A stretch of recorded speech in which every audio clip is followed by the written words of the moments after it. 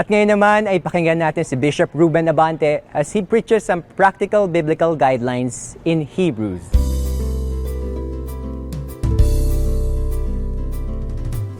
Welcome to Hebrews.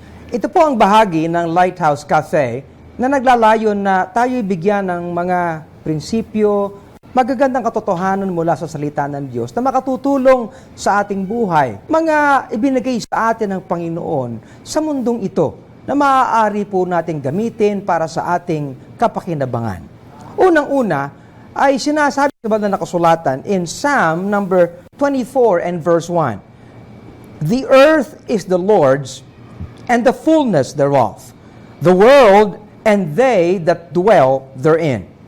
Again, it also says in 1 Corinthians chapter 10 verse 26, for the earth is the Lord's and the fullness thereof. Ibig sabihin po pala, tayong mga mamamayan, tayong mga tao, ay kinakailangan merong recognition na ang buong mundong ito, ang lahat ng yaman ay sa Diyos. Ngunit, ang ating Diyos ay napakabuti po sa atin. At kung kaya nga, doon sa Psalm number 115 and verse 16, ang sabi, the heaven, even the heavens are the Lord's.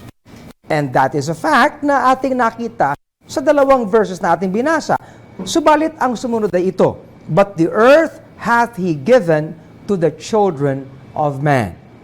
Napakaganda po na tayo ay binigyan ng ating Diyos ng bagay upang tayo'y makinabang sa mundong ito.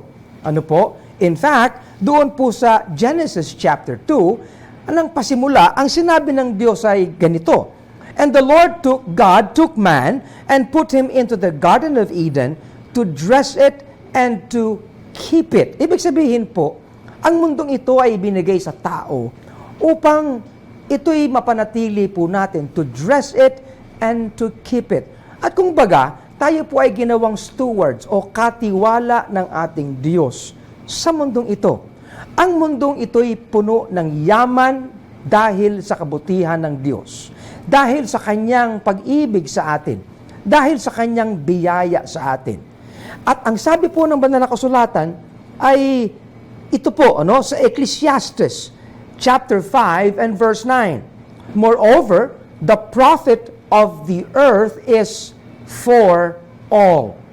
Ang ibig sabihin po pala ang buong mundong ito ay kapaki-pakinabang po sa lahat.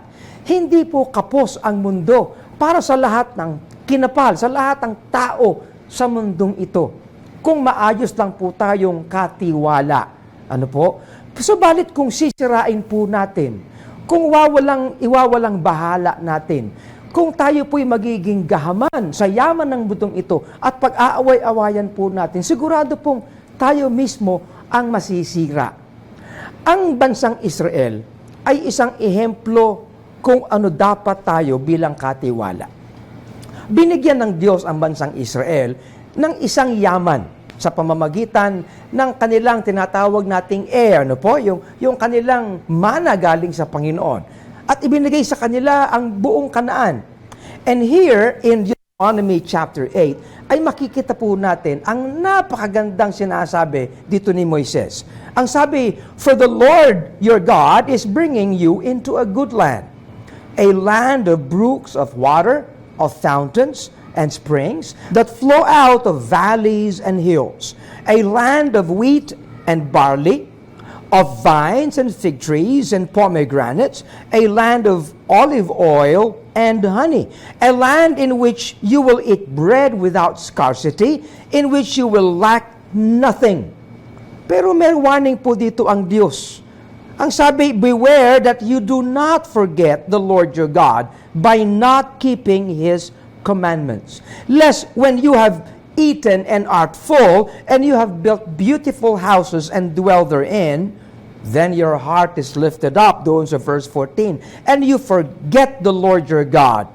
And then you say in your heart, my power and the might of my hand have gained me this wealth. Alam niyo po pala, ang sisira sa dapat na mahusay na pagiging katiwala ng tao ay ang kanyang hindi pagkakilala sa Diyos. Kung kaya po palagi tayong nire-remind ng ating banal na kasulatan. Ang sabi, The earth is the Lord's and the fullness thereof. Kaya nga po, maganda na maunawaan natin ang salita ng Diyos. Kung anong sinasabi po sa atin, para naman tayo bilang mga mamamayan ay mabuhay ng may pag-iingat sa mundong ito. Lahat ng yaman sapagkat ang lahat ay para sa ating kapakinabangan. The Lord bless us all.